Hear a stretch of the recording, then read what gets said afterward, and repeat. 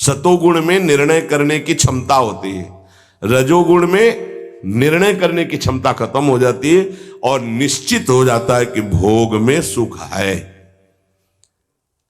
ऐसी कामना का वेग बढ़ा तो ये भूल गया कि मैं साधक हूं, मेरा कर्तव्य क्या है, मैं अकर्तव्य करने जा रहा हूं, ये भूल गया। क्योंकि जैसे दर्पण में ढक गया तो भूल गया, दर्पण में दिखाई देता मैं कौन हूं, तो ज्ञान रूपी दर्पण ढक गया काम से, अब ये उसकी सोच ही खत्म हो गई। अंतःकरण में इतना महत्व पैदा हो गया कि विकलता हो गई उसके अंदर। अब यही उसके पतन का कारण बन गया। इतना महत्व बढ़ गया कि निर्णय करने की क्षमता खत्म हो रही है कि मैं एक साधक हूं, मैं उपासक हूं, पापाचरण नहीं करना चाहिए। ये किसी का भी हो सकता है। पहली दशा बहुत जल्दी हटा जा सकता है, फूंक मारी हट गया, आग पैदा हुई ज्ञान की, नहीं नहीं। दूसरी दशा गुंजाइश है थोड़ी, उसको ऐसे पोंछना पड़ेगा, समय लगेगा, पोंछना पड़ेगा, तब दिखाई दे, नहीं नहीं।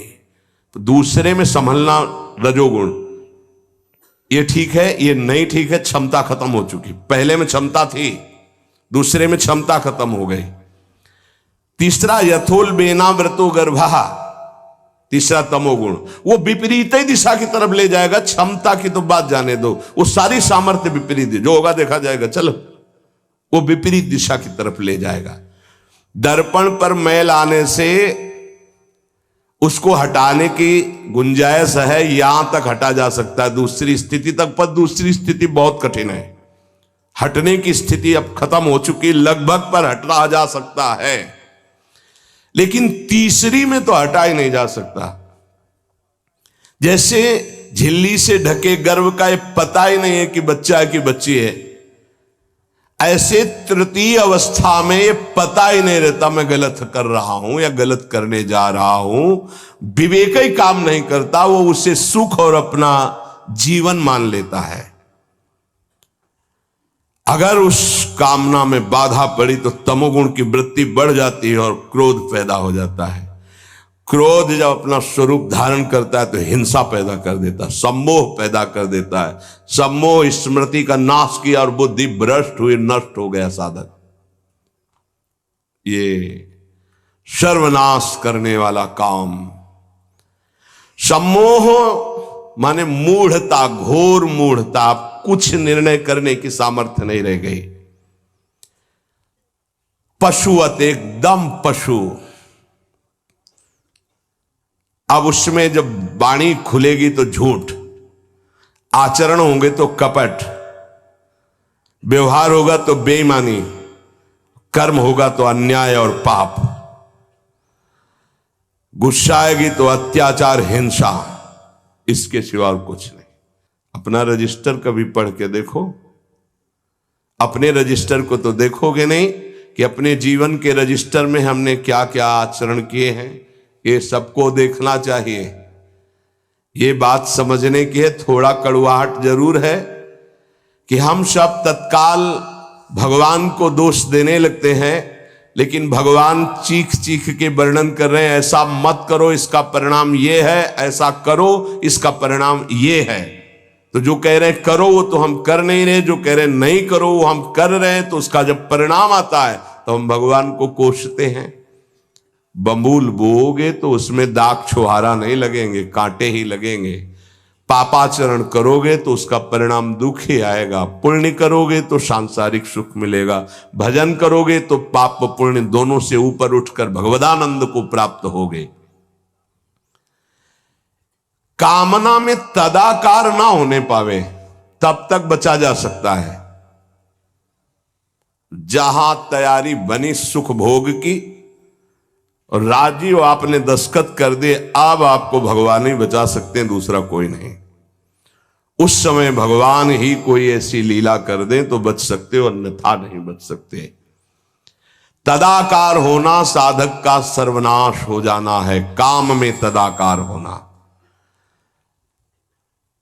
1 2 4 बार अगर आप ऐसी अवहेलना करेंगे तो आपका साथ देगा आपका हृदय और जलेगा, धिक्कार करेगा, बार बार कहेगा गलत है, कान पकड़ेगा, अब की बात नहीं। आगे बढ़ गए, ज्यादा मलिन हृदय हो गया तो आनंदित हर्षित होने लगेगा, आज ये भोगा कल वो भोगूंगा, और वो पापाचरण में हर्षित होकर आगे बढ़ जाता है। ये बहुत बुरी स्थिति होती है।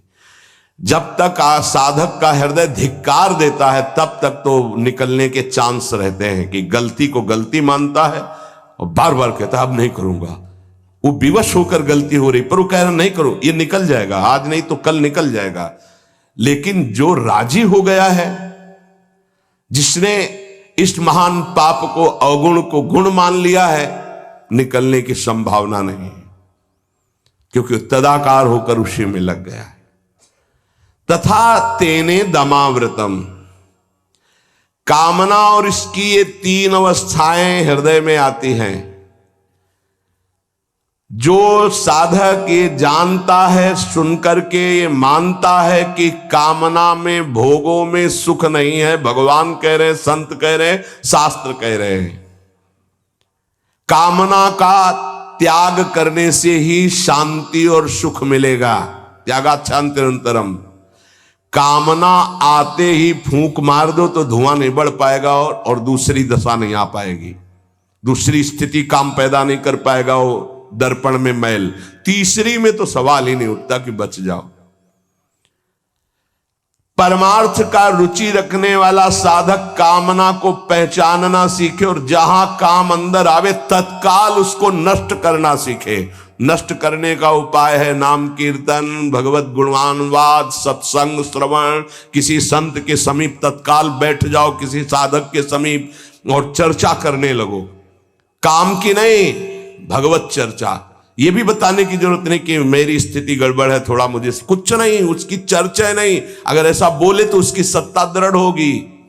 शांत, थोड़ा मन विक्षेप में आया, ऐसा लगा कि आपसे वार्ता करें तो थोड़ी देर आप सुनाइए, गोपी गीत सुनाइए, आप चतुरासी जी का थोड़ा कुछ, आप कुछ प्रभु के विषय में कोई सिद्धांत की चर्चा, सत्संग लगा दीजिए, सत्संग सुनने लगिए, एकांत से हट जाइए, बाहर मैदान में आ जाइए। तो किसी भी तरह से आपको उस समय बदलना है, चिंतन बदलना है। भगवान ने काम की तीन अवस्थाओं का वर्णन किया।